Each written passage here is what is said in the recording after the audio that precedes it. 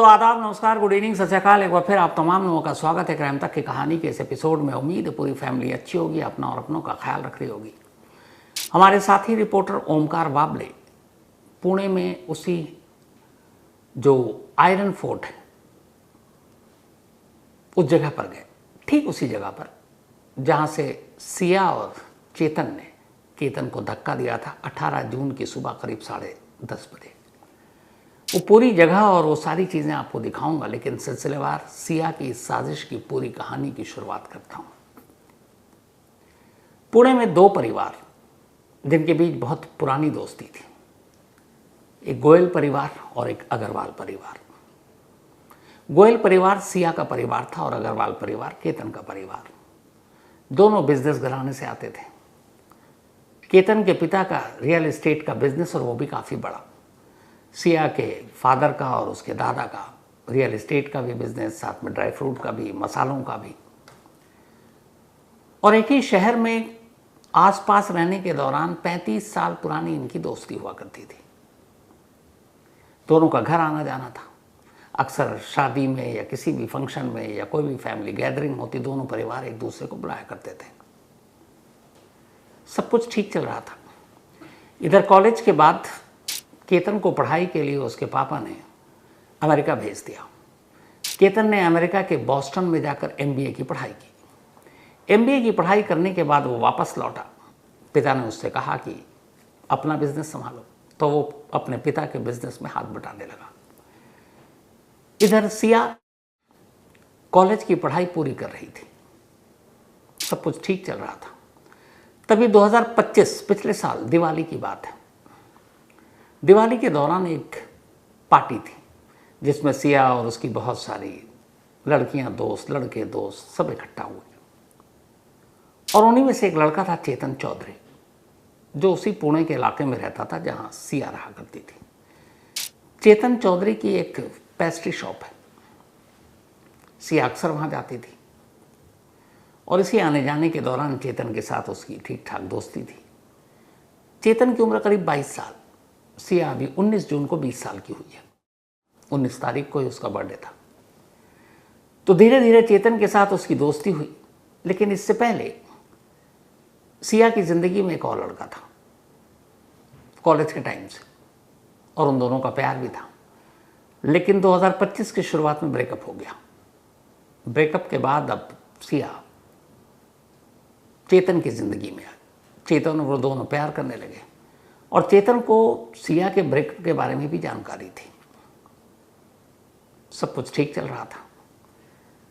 तभी सिया की एक बुआ जो अक्सर आती रहती थी केतन के घर, केतन की उम्र 26 साल हो गई। केतन के घर वालों ने कहा था हम लड़की ढूंढ रहे हैं केतन के लिए। तो उसकी बुआ ने कहा कि फिर आप बाहर क्यों ढूंढ रहे जब घर में लड़की है। तो उन्होंने सिया का नाम सुझाया। घर वाले सिया को देख चुके थे, जानते थे, केतन भी मिल चुका था क्योंकि 35 साल पुरानी दोस्ती थी परिवार की। केतन के घर वालों ने एक पल भी नहीं सोचा। उन्होंने कहा हाँ लड़की अच्छी है, खूबसूरत भी है, रिश्ता मंजूर है। लेकिन केतन के पिता ने कहा कि सिया की उम्र अभी कम है, अभी 20 की भी नहीं हुई है, तो आप इतनी जल्दी क्यों शादी कर रहे हो। तो उन्होंने कहा नहीं हमें जल्दी करनी है। उन्हें कुछ समझ में नहीं आया। उन्होंने कहा ठीक है।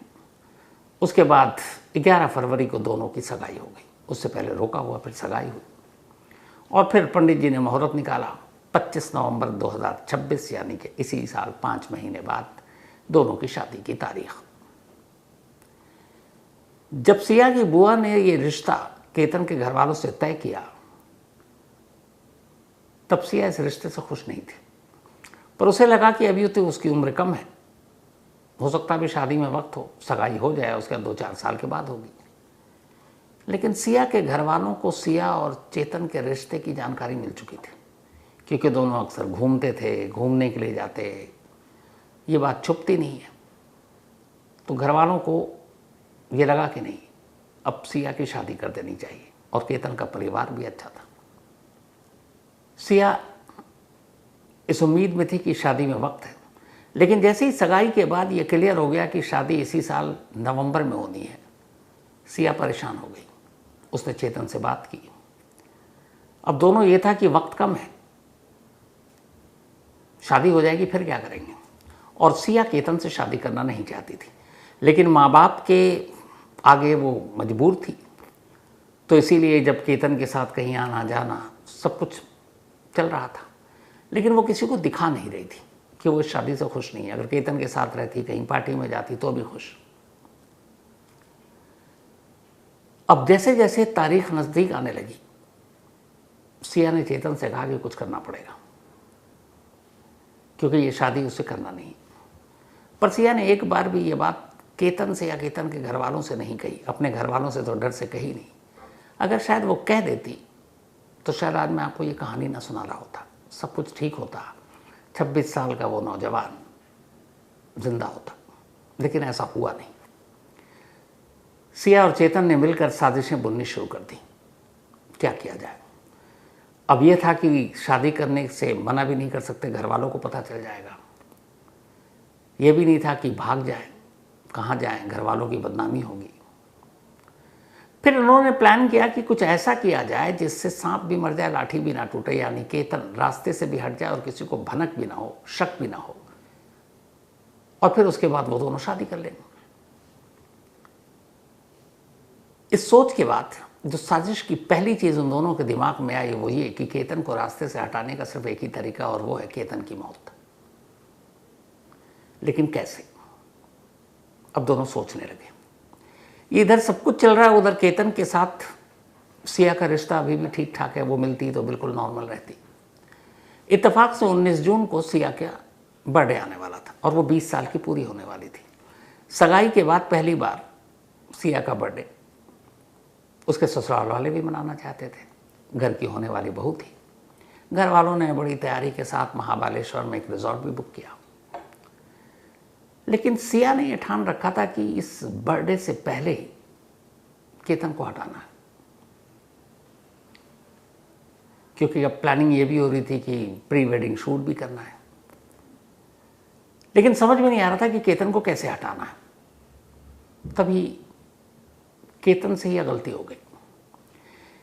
केतन को ट्रैकिंग का शौक था। आसपास के जो इलाके हैं पहाड़ी, वहां अक्सर वो जाता था, दूर दराज इलाकों में भी जाता था। घर वाले उसके शौक से वाकिफ थे। 31 मई को केतन ने सिया से कहा कि चलो मैं तुम्हें आज पहाड़ी पे ले चलता हूं। और बातचीत में दोनों ने एक दूसरे के अपने अपने शौक बताए थे। केतन ने कहा था उसे पहाड़ों पर जाना, ट्रैकिंग करना उसका शौक है। तो उसने कहा चलो मैं तुमको फेवरेट जगह ले चलता हूं। बेमन से सिया तैयार हो गई। उसने कहा चलो। इसके बाद 31 मई को पहली बार केतन अपनी कार में अपने घर से करीब 52 किलोमीटर दूर इसी आयरन फोर्ट में लेकर आता है सिया को। ऊपर जाते हैं तब तक सिया के उधेड़ बुन चल रहा है, क्या करें क्या नहीं करें। लेकिन जब वो हाइट पर पहुंची, चोटी पर पहुंची, तो अचानक उसे नीचे खाई दिखाई दिया। और पहली बार सिया को ये आया कि अगर यहां से किसी को धक्का मार दें तो लोग एक्सीडेंट समझेंगे, मर्डर कोई नहीं समझेगा। न किसी तरह के चाकू से, न गोली से, न ड्रग से, न पॉइजन से। पैर फिसला मर गया, कौन शक करेगा। 31 मई को पहली बार ये आइडिया आया। वापस लौट गई। अब वापस लौट गई और उसके बाद वो बेचैन है कि वापस फिर से जाना है और जल्द से जल्द केतन को धक्का मारना है। 5 दिन के बाद ये 31 मई के 5 जून की तारीख थी। उसने केतन से कहा एक बार और चलते हैं ना आयरन फोर्ट, लौगढ़ किला। केतन कहता कैसे जा सकते हैं, कल हमें बाली निकलना है, पैकिंग करनी है, तैयारी करनी है। इन लोगों को 6 जून को बाली जाना था प्री वेडिंग शूट के लिए, जिसमें केतन की सिस्टर भी जा रही थी। पर वो कहती कोई नहीं, हम चलेंगे, हम 2-4 घंटे में आ जाएंगे। केतन अपने घर वालों से कहता है, उसके माँ बाप मना कर देते हैं। कल तुम्हें बाली जाना है, अभी तुम वहाँ जाओगे, थक जाओगे, चढ़ाई है, कोई ज़रूरत नहीं है जाने की। केतन के घर वाले इनकार कर देते हैं। सिया का दिल टूट जाता है। उसे लगा ये मौका हाथ से जाएगा, लेकिन वो बाली जाना नहीं चाहती थी। फिर उसके बाद वो 6 तारीख को एयरपोर्ट जाते वक्त केतन का पासपोर्ट गायब कर देती है। बाली का ट्रिप कैंसिल हो जाता है, सब लौट आते हैं। अब सिया फिर खुश कि बाली तो गए नहीं, अब लौगढ़ किला दोबारा जा सकते हैं। आने के बाद 1-2 दिन शांत रही। फिर उसने जिद करनी शुरू की कि चलो ना किले पे चलते हैं। जब कई बार उसने जिद की, 14 जून को केतन तैयार हो गया। उसने कहा चलते हैं। अब वो 14 जून को सिया को लेकर उसी लोहगढ़ किले में जाता है। इस किले पे जाने के लिए जो लोग जाते हैं जनरली वहाँ एक सेल्फी पॉइंट है और उसी सेल्फी पॉइंट तक लोग जाते हैं, लेकिन वहाँ भीड़ होती है लोगों की। तो ये चलती रही, सेल्फी पॉइंट तक भी गई, दोनों गए, देखा लोगों की भीड़ है, वहाँ सेल्फी ले रहे हैं। पर सेल्फी पॉइंट से पहले सिया की नज़र पड़ी एक गहरी खाई पे और वहाँ पे कोई नहीं, सन्नाटा। उसे लगा ये बेहतरीन जगह है, अकेले उस दिन उसको मारना था। खाई के ठीक किनारे बातों में उलझा कर केतन को खड़ा कर दिया, बातें करने लगी और अचानक 14 जून को केतन को धक्का दिया। नसीब ये कि चेतन के ठीक पीछे एक पेड़ था। चेतन लड़खड़ाता हुआ उस पेड़ से जाके टकराया और पेड़ उसके लिए ढाल बन गई और वो खाई में गिरने से बच गया। जैसे ही वो बचा संभला आगे की तरफ आया, सिया घबरा गई, लेकिन अपनी घबराहट को छुपाती और कहती है, तुम्हारे पास सांप था, तुम्हें डस लेता, इसलिए मैंने तुम्हें बचाने के लिए धक्का दिया, पुश किया, मैंने तुम्हारी जान बचा ली। केतन दूर दूर तक नहीं सोच सकता था कि वो अभी अभी बस जस्ट मौत के मुंह से वापस आया। वो शक भी नहीं कर सकता था कि उसके मंगेतर, उसकी होने वाली बीवी इस तरह से उसे मार सकती है। वो लौट आएगा। पहला जो मिशन था या पहली कोशिश नाकाम थी। सिया परेशान हो गई कि अब क्या करें। उसका बर्थडे भी करीब आ रहा 19 जून और वो बेचैन है कि वो केतन को मार नहीं पा रही है। वापस आती है। वापस आने के बाद अब वो फिर से जिद करती है कि केतन चलो ना। प्री वेडिंग शूट बाली का कैंसिल हो चुका था क्योंकि पासपोर्ट था नहीं। तो उसने कहा कि तुम्हारी फेवरेट जगह ट्रैकिंग के लिए जाते हो तो क्यों ना हम लोहगढ़ किले में ही प्री वेडिंग शूट करें, बहुत अच्छा वहाँ पर सीनरी है। केतन खुश हो गया, बोला हाँ ठीक है, यहाँ कर सकते हैं। तो उसने कहा चलो ना एक बार उसके लिए लोकेशन और देखते हैं। उसने कहा अभी कैसे, अभी तो है 19 तारीख को हमें जून को जाना है महाबालेश्वर, तुम्हारी बर्थडे पार्टी के लिए पूरे घर वालों ने तैयारी की है। उसने कहा 19 को है ना, उससे पहले ज़रा मेरे कुछ दोस्त भी बर्थडे पार्टी मनाना चाहते हैं, तो 18 जून की चलते हैं, सुबह देख कर लोकेशन आ जाएंगे, दोस्त भी मेरे खुश हो जाएंगे। केतन ने अपने माँ बाप से बात की, माँ बाप ने मना कर दिया, कोई ज़रूरत नहीं है जाने की। तब सिया ने आखिरी चाल चली। उसने 18 जून की रात केतन की माँ को वीडियो कॉल किया और कहा कि आंटी मेरा बर्थडे यहाँ के कुछ लोग जो दोस्त हैं वो मनाना चाहते हैं, मैं तो बर्थडे के दिन महाबलेश्वर रहूँगी आप लोगों के साथ, तो मैं केतन की फेवरेट जगह उसी लोहगढ़ किले में उसके साथ जाना चाहती हूँ, अपने दोस्तों के साथ सेलिब्रेट करना चाहती हूँ, प्लीज़ आप इजाज़त दे दीजिए। माँ को लगा यार होने वाली बहू है, अपने दोस्तों के साथ बर्थडे मनाना चाहती है, होने वाले पति को ले जाना चाहती है। माँ ने भारी मन से इजाज़त दे दी। अब 18 जून की तैयारी शुरू। पर इस बार सिया नाकाम नहीं होना चाहती थी। पिछली बार पेड़ ने बचा लिया था केतन को, इस बार वो डबल श्योर होना चाहती थी। उसने उसी रात चेतन को फ़ोन किया, कहा कि कल सुबह हम लोहगढ़ जाएंगे और साथ में इस बार तुम भी चलोगे, क्योंकि शायद मुझसे अकेले ना हो पाए, हम दोनों मिल के उसे धक्का देंगे। चेतन तैयार हो गया, पर चेतन को ये था कि पढ़ा लिखा था, कल को कुछ शक हुआ, location, mobile, tower, call detail सब पता था उसे, सीसीटीवी कैमरा। सबसे पहले उसने अपनी आइडेंटिटी छुपाने के लिए हुडी का इस्तेमाल करने का सोचा। अपने मोबाइल को रख दिया अपने ही शॉप पर, अपने एक एम्प्लॉय का मोबाइल लिया ताकि लोकेशन पता ना चले, अपना इंटरनेट बंद कर दिया और उसने कहा मैं पहुंचूंगा। अब 18 जून की सुबह होती है। सिया अपने घर से अपनी कार लेकर निकलती है, केतन के घर पहुंचती है। केतन तैयार था।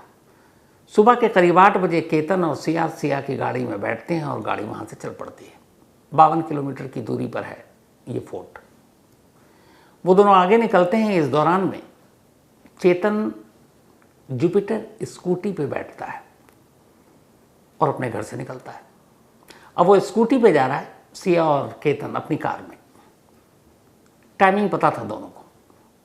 इसके बाद ये वहाँ पर करीब 9 बजे के आसपास किले के पास पहुँचते हैं। ये किला चूँकि पहाड़ी इलाके में है तो आप किले तक गाड़ी नहीं ले जा सकते। उससे करीब 1.5 किलोमीटर पहले पार्किंग है, 1 से 1.5 किलोमीटर का फासला है। तो वहाँ किले की पार्किंग है, आप अपनी गाड़ी जो भी है 2 पहिया 4 पहिया उसको पार्क कीजिए। सिया और केतन अपनी गाड़ी वहीं पार्क कर देते हैं। इसके बाद वो 1.5 किलोमीटर पैदल चलते हैं। करीब 10-12 मिनट लगता है। 9:15 से 9:30 का वक्त था जब सिया और केतन इस किले के एंट्री पॉइंट पर पहुंचते हैं। ये है उस किले का एंट्री पॉइंट, यहाँ पे आप देखें।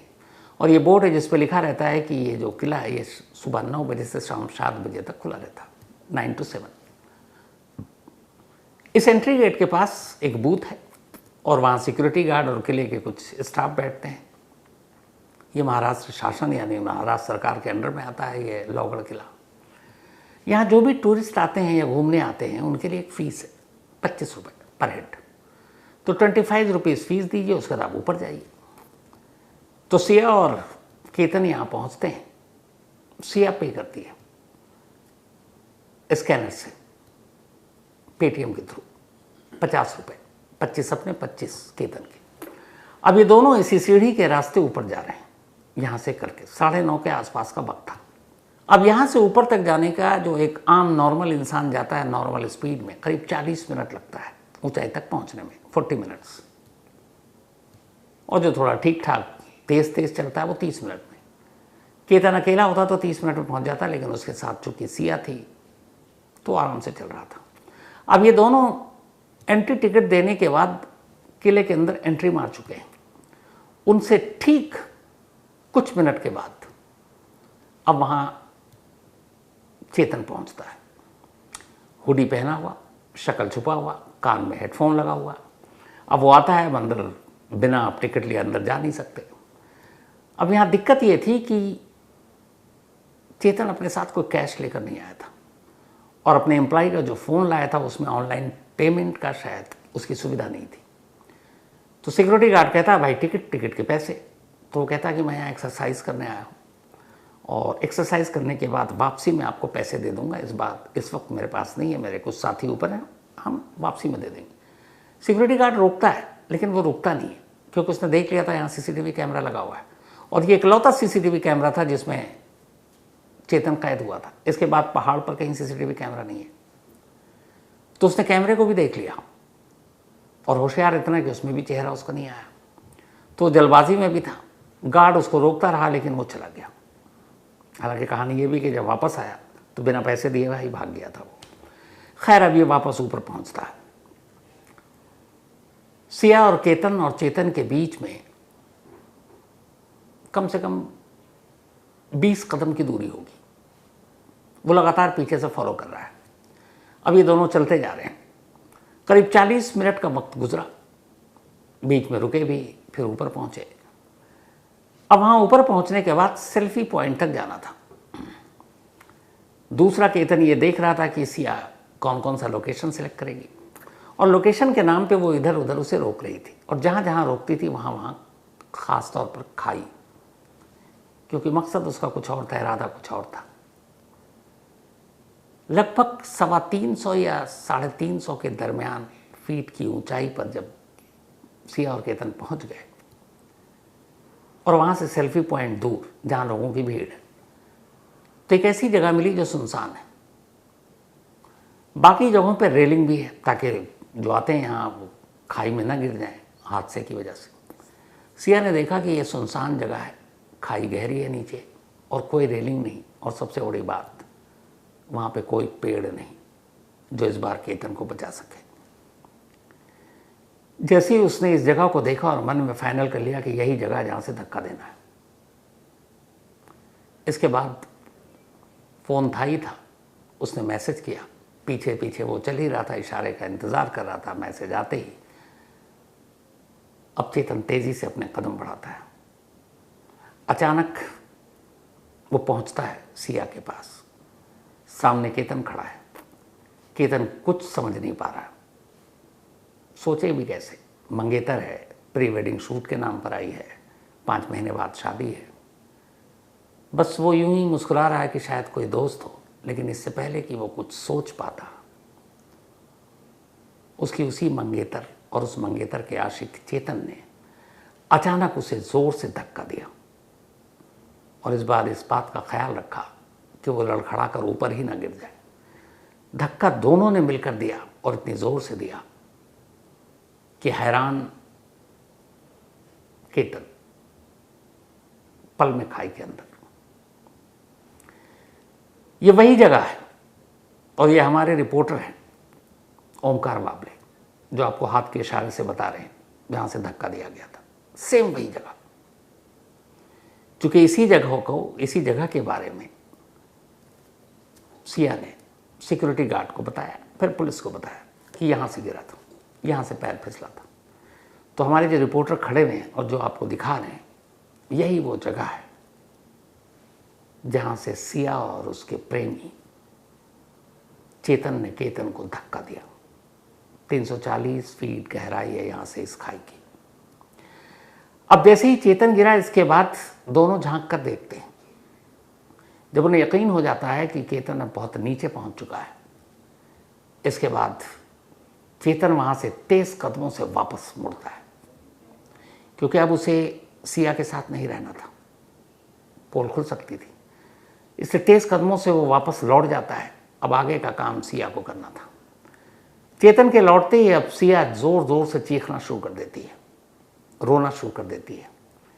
उसकी चीख सुनकर कुछ दूरी पर मौजूद एक सिक्योरिटी गार्ड आता है, पूछता क्या हुआ। रोते हुए बताती है, इशारे से बताती है कि यहाँ से मेरा अभी भी मेरा दोस्त, मेरा मंगेतर पाँव फिसल गया और वो नीचे गिर गया। सिक्योरिटी गार्ड हक्का बक्का फौरन वो अपने बाकी साथियों को बताता है। जितने भी स्टाफ थे वहाँ के लोहगढ़ किले के, वो भाग कर आते हैं। तब तक किसी ने पुलिस को फ़ोन कर दिया, पुलिस भी चल पड़ी। इधर गार्ड वार्ड के आने के बाद अब सिया अपनी माँ को कॉल करती है और कहती है रोते हुए कि केतन फिसल कर खाई में गिर गया। सिया की माँ बदहवास, वो फौरन फ़ोन रखती है, कहती है हम पहुंच रहे हैं। और सिया की माँ अब केतन के पिता को फ़ोन करती है। तब सुबह के 10:45 हुए थे। पहली बार केतन के पिता को फ़ोन पर जो खबर दी वो सिया की माँ ने दी थी। ये बात खुद केतन के पिता ने कही, सुनिए। हमें 10:45 को सिया के मम्मी का फ़ोन आया कि केतन ऊपर से गिर गया फोर्ट से।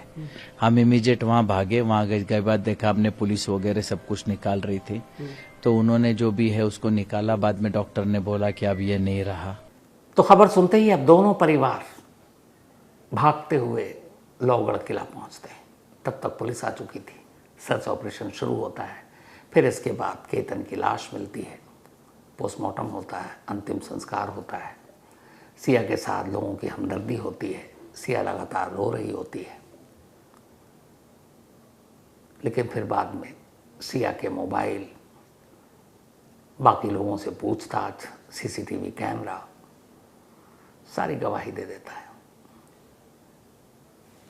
सबसे अजीब बात तो ये थी कि इसकी मौत, जो केतन की मौत हुई, इसके बाद सिया एक सोशल मीडिया पर पोस्ट डालती है।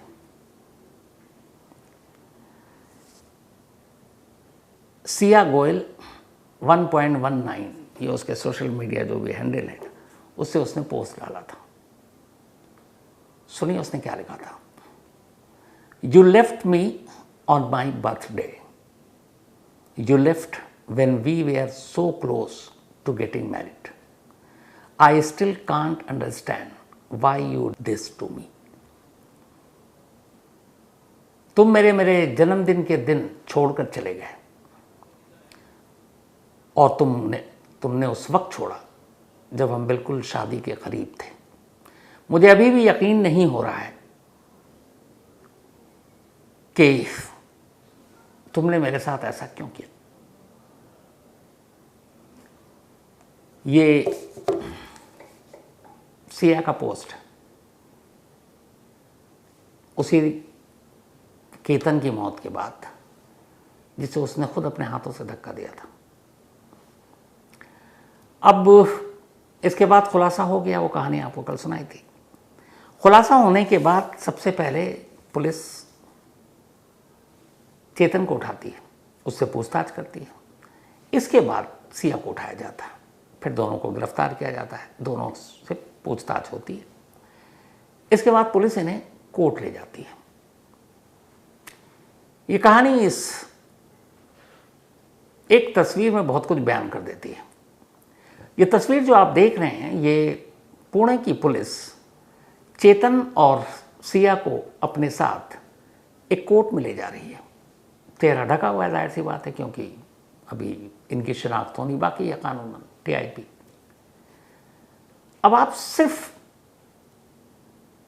सिया के चलने का तरीका देखिए, सिया के हाव भाव, उसका बॉडी लैंग्वेज देखिए।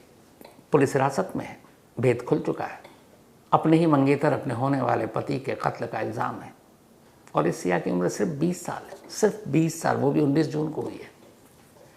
लेकिन क्या इसको इस वक्त आप अपने स्क्रीन पर जो देख रहे हैं, कहीं से एहसास होता है कि परेशान है, घबराई हुई है, या इसे पछतावा है? मतलब बेफिक्र बेअंदाज चाल है इसकी। ऐसे सिचुएशन में या ऐसे खुलासे के बाद बड़े बड़े हार्डकोर क्रिमिनल, पेशेवर अपराधी, उनकी सिट्टी पिट्टी गुम हो जाती है। मैं खुद इस तस्वीर को देखकर हैरान हूं कि उस वक्त की तस्वीर है जब भेद खुल चुका है। सिया को कत्ल के इल्ज़ाम में पकड़ा गया, उसके बॉयफ्रेंड को पकड़ा गया, और उसे भी पता है कि अब शायद पूरी ज़िंदगी जेल की सलाखों के पीछे बीतेंगे। उसे ये भी पता है शायद कि अब वो और चेतन कभी मिल भी नहीं पाएंगे। लेकिन उसके बावजूद उसका अंदाज देखिए, इससे एहसास होता है कि क्या हो रहा है। तो ये थी आज की कहानी। अब आपसे मुलाकात होगी कल रात 9 बजे किसी नई कहानी के साथ। तब तक अपना और अपनों का ख्याल रखिएगा। Thank you very much.